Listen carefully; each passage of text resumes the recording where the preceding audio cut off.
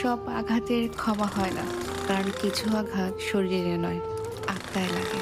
সেগুলো রক্ত ঝরায় না, কিন্তু বিশ্বাস ভেঙে দেয়। যাকে আপন ভেবে ভরসা করা হয়, তার দেয়া কষ্ট সবচেয়ে গভীর হয়। সময় অনেক ক্ষত ঢেকে দেয়, কিন্তু কিছু স্মৃতি চুপচাপ বেঁচে থাকে, নীরবে যন্ত্রণা দেয়।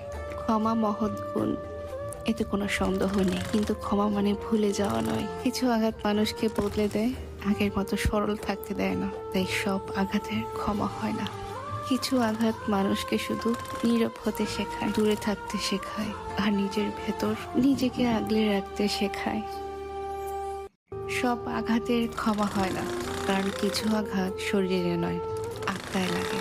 সেগুলো রক্ত ঝরায় না, কিন্তু বিশ্বাস ভেঙে দেয়। যাকে আপন ভেবে ভরসা করা হয়, তার দেয়া কষ্ট সবচেয়ে গভীর হয়। সময় অনেক ক্ষত ঢেকে দেয়, কিন্তু কিছু স্মৃতি চুপচাপ বেঁচে থাকে, নীরবে যন্ত্রণা দেয়।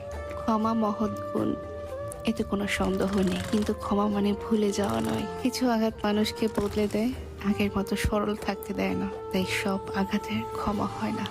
কিছু আঘাত মানুষকে শুধু নীরব হতে শেখায়, দূরে থাকতে শেখায়, আর নিজের ভেতর নিজেকে আগলে রাখতে শেখায়।